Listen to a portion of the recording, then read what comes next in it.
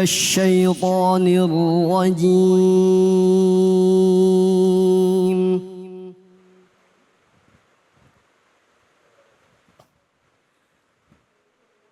بسم الله الرحمن الرحيم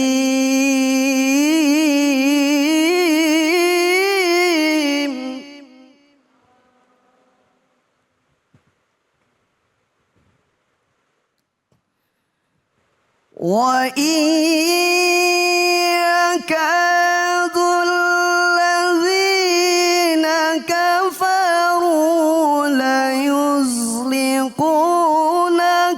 بأبصارهم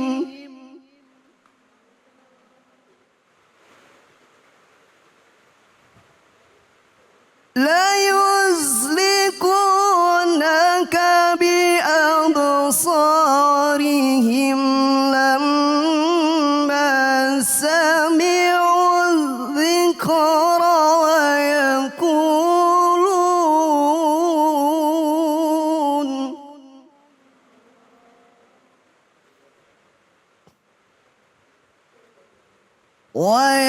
ويقولون إنه لمجنون صدق الله العظيم.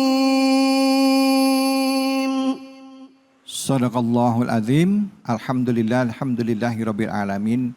Jika kita membiasakan diri kita dekat dengan Al-Quran, maka pada saat kita mendengarkan ayat-ayat Al-Quran, ya, itu akan terasa dalam hati kita getaran yang luar biasa. Dan terlebih jika kita tidak membaca Al-Quran satu hari saja, pasti merasa ada yang kurang. Betul apa betul, Bu? Ya, ini adalah salah satu mungkin bisa jadi indikator bahwa Ramadan kemarin kita berhasil. Kenapa? Karena bulan Ramadan itu adalah bulan Al-Quran, ya kan? Nah, kita membiasakan diri dekat Al-Quran. Jadi jangan sampai kita lepas dari Al-Quran. Kita baca, kita mengerti, dan kita amalkan dalam kehidupan kita sehari-hari. Baik, yang tadi sama-sama kita simak atau kita dengarkan adalah surah Al-Qalam ayat ke-51, ya. Nah, apa isi dari ayat tersebut?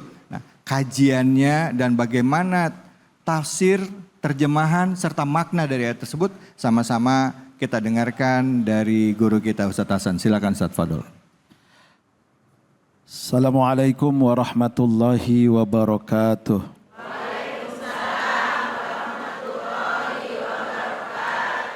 Bismillahi walhamdulillah. Wassalatu wassalamu ala rasulillah. Sayyidina wa habibina wa syafi'ina wa qurrati a'yunina wa maulana Muhammad ibni Abdillah la hawla wa la quwata illa billah amma ba'du wa ba'da tahiyah. Subhanaka la ilma lana illa ma 'allamtana innaka antal alimul hakim. Qala rabbi shrah li sadri wa yassir li amri wahlul 'uqdatam min lisani yafqahu qawli amma ba'd. Hadratil Mukarram yang mulia, para alim, para ulama, para masyayikh, para kiai, para asatid, para tuan-tuan guru. Kita doakan guru-guru kita semuanya panjang umur, sehat walafiat. Amin. Agar terus bisa membimbing kita menjadi orang-orang yang diridhoi oleh Allah. Para bapak, para ibu, jamaah Masjid Al-Hikmah, dan juga pemirsa di layar kaca, pemirsa setia Cahaya Hati Indonesia iNews TV, yang insya Allah dirahmati oleh Allah Subhanahu wa Ta'ala. Pemirsa dimanapun berada, kita semua adalah orang-orang yang merindukan ampunan dari Allah Subhanahu wa Ta'ala. Kita tadi sudah banyak mendapat penjelasan dari guru-guru kita tentang penyakit ain. Dan ini ada sebuah ayat yang sungguh luar biasa, mengingatkan kita agar hati-hati dari penyakit ain yang ditimbulkan dari orang-orang yang iri dan dengki. Tafsir surat Al-Qalam ayat 51. A'udzubillahi minasyaitonir rajim. Bismillahirrahmanirrahim. Wa iyyakadul ladzina kafaru la yuzliqunaka bi absarihim lamma sami'u dzikra wa yaquluna innahu lamajnun. Al-ayah. Wallahu a'lamu bimuradih.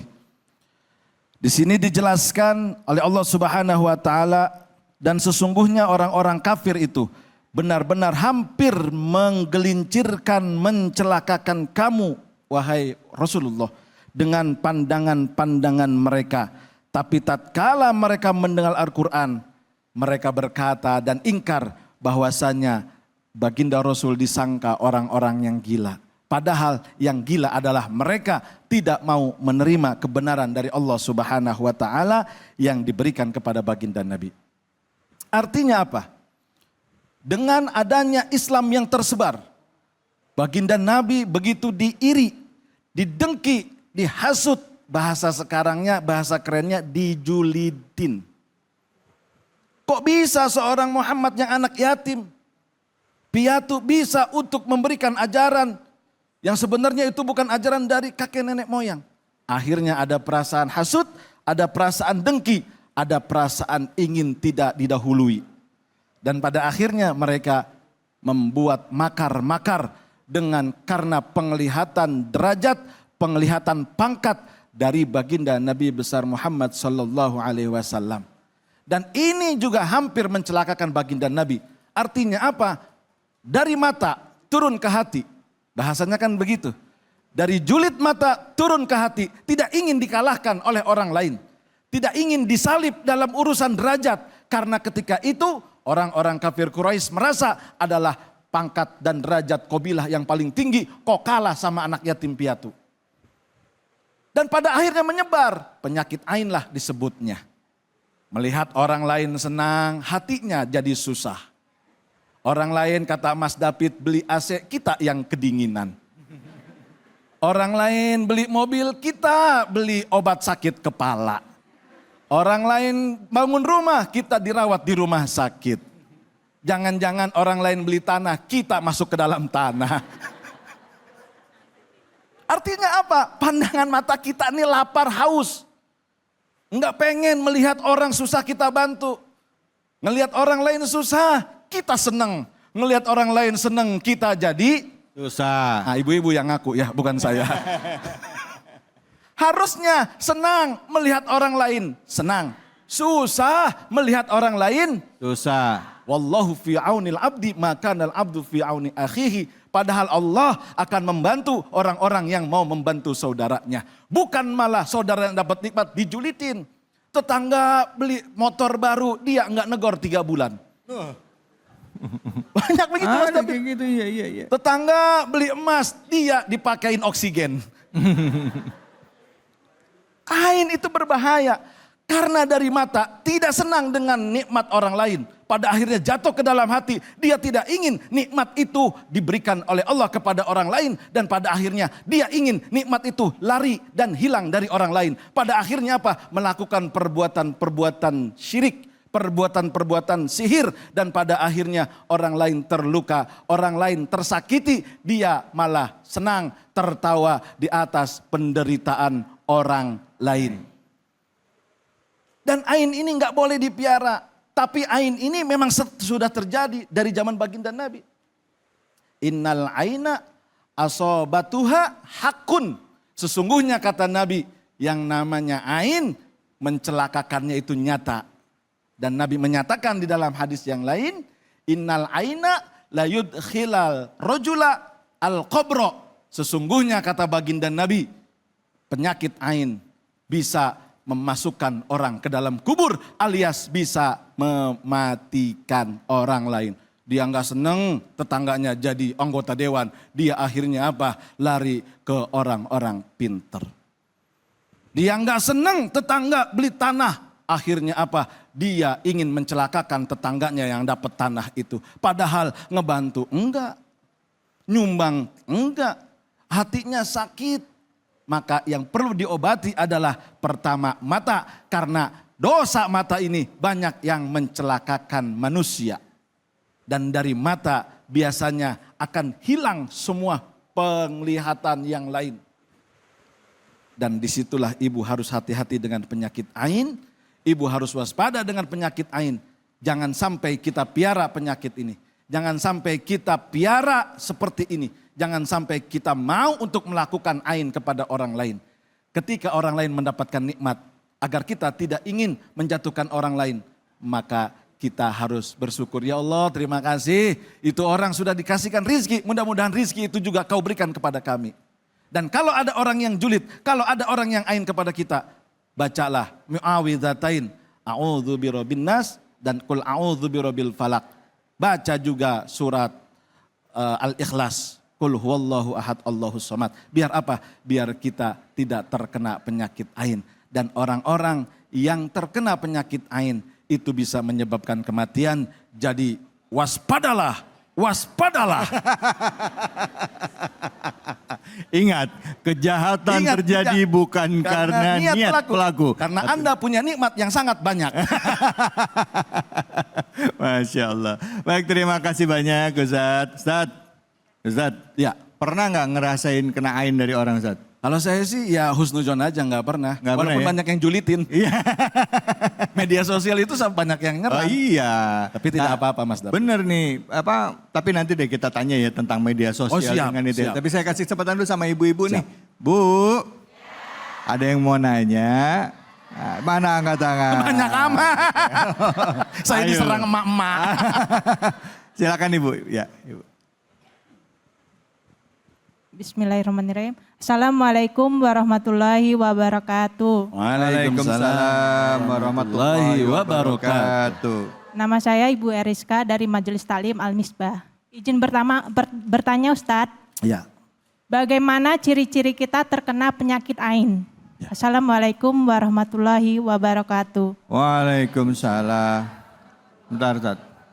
Bu, Ya. Bu, Ya. kenapa nanya gitu? Emang lagi nggak enak badan? Kari-kari langsung curiga bener. Jangan gue kenain. Silakan Ustaz, ciri-ciri. Si ibu nanya karena badannya tidak enak. Karena besok jatuh tempo cicilan motor. Nggak mau bercanda ya. Jadi cicit. Aduh si ibu. Mas David sih mati-mati. Iya. Saya juga suka nggak enak Ustaz. Kalau udah akhir bulan. Betul. Mikirin gajian. Dia curhat. Jadi kalau penyakit ain itu di dalam kitab Ruhul Bayan diterangkan. Satu, dia dalam keadaan gelisah. Masalah hidup nggak ada. Anaknya baik-baik saja. Suaminya oke, tidak ada yang aneh-aneh. Tidak ada yang negatif. Keuangannya sudah cukup. Beras walaupun mahal dan naik tetap aja dia bisa membeli. Jangan pada ketawa, ini serius. Banyak yang curhat sama saya, Ustadz beras naik bukan urusan saya. Karena saya bukan petani dan bukan pemerintah. Jadi itu kalau kita nggak punya masalah hidup, tahu-tahu badan nggak enak. Nikmat banyak, tapi kita kok gundah gulana. Nggak ada yang nagih, tapi pala kita kok kayak yang pusing. Besok mau ngapain? Sholat malas. Nah itu biasanya terkena penyakit ain. Begitu. Jadi malas sholat. Terus hawanya itu, mohon maaf nih, dada kayak ada yang sesak. Tapi nggak ada yang dipikirin. Laki baik-baik saja, suami baik-baik saja, anak baik-baik saja, ekonomi baik-baik saja, rumah dan segala macam baik-baik saja. Tapi kok nggak enak tidur? Rasa krisik. Kok aku nggak bisa tidur? Jangan-jangan kurang dekat sama Allah. Tadi kata Ustadz Kamaruzzaman. Maka sholat 5 waktu, biar apa? Biar ainnya hilang. Kalau kita mau dikenain ain, kita sholat tepat waktu, maka disitulah kita akan terlindungi dari ain orang lain. Wasta'inu bisobri wassalah. Minta pertolongan sama Allah dengan sabar dan sholat. Jangan-jangan ibu-ibu sering banyak yang gak bisa tidur. Karena di rumahnya banyak nyamuk. Kirain karena ain. Bukan karena ain, karena nyamuk ya begitu ya.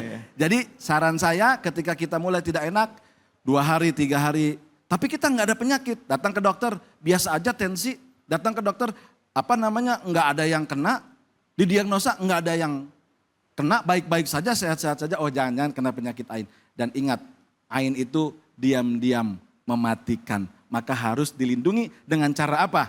Kita mandi, sebelum mandi kita ambil di kamar air aqua, bacain muawwidzatain. Falak bin Nas, baca kulhu dan baca laqad ja'akum rasulun min anfusikum surat At-Taubah ayat terakhir. Ditambahkan air itu kita buat mandi dan kita usap mulai dari mana? Mulai dari kepala, ubun-ubun. Ke muka, leher, tangan, baru semuanya. Ustadz, pertanyaan saya nih Ustadz nih. Iya, ya, gimana, Mas David? kalau bicara ain, apakah ain itu hanya kena ke kita yang kontak langsung, ketemu begini, ya karena kita ngelihat nih orang gitu. Atau bisa lewat media sosial. Maaf nih, zaman sekarang ya, nggak jarang ada orang yang keberhasilannya itu ditaruh di media sosial. Misalnya lahiran anak, foto anaknya ditaruh. Beli mobil, ya. di-upload. Iya, beli mobil ya kan, naik jabatan, beli rumah baru ya kan. Bukan istri baru, enggak, rumah baru. Mas David jangan menuduh kalau sudah berbuat. Nah kalau kayak gitu bisa nggak sih Ustadz kena ain gitu. Kalau di media sosial kita taruh keberhasilan kita, ada orang dengki sama kita, bisa nggak? Dua pendapat. Ulama pertama mengatakan bahwa ketika dia di media sosial orang lain, apalagi sekarang gampang ya, se-Indonesia mungkin sedunia ngelihat. Wah ini orang sombong banget nih, upload mobil, motor, beli rumah, beli apa segala macam. Gua doain lu, ntar jatuh, miskin lu. Lu nyindir gua nih yang gak punya apa-apa, beli beras aja susah gua. Iya. Udah langsung bisa. Oh. Nah, makanya kenapa kita ndak boleh ria, kita ndak boleh pamer, ya. Itu sebabnya. Yang kedua, ada ketika dia melihat atau secara tidak langsung lah, tetangganya Mas David lewat, beli mobil baru nih dia nih. Mereknya ini harganya 2 miliar. Dia nggak inget sama tetangganya, biarin gue sakit hati. Akhirnya apa? Tuh orang julid datang ke tempat-tempat dukun, ke tempat-tempat tukang sihir, ke tempat-tempat tukang santet misalkan gitu. Dia kerjain. Secara tidak langsung orang itu akan terkena. Karena apa? Karena pandangan mata yang dia tidak bisa mendapatkan nikmat. Tapi dia sakit hati karena tidak diperhatikan oleh orang yang punya nikmat. Allah. Maka itu hati, dua pendapat itu. Baik. Gitu. Ya. Jadi ada dua pendapat ya Bu ya. Jadi udah di media sosial nggak usah dipajang-pajang ya Bu ya. Kalau misalnya sukses, kasih ini aja, apa namanya, stiker. Alhamdulillah, iya, alhamdulillah, gitu aja udah. Orang penasaran, alhamdulillah kenapa? Alhamdulillah kenapa? Alhamdulillah suami saya naik jabatannya. Nah sama aja dikasih tahu. Sama aja ya. Sama aja. Udah kita akan lanjut lagi. Bahasannya akan semakin seru bicara mengenai Ain ya bersama dengan guru-guru kita. Hanya di sini, di Cahaya Hati Indonesia.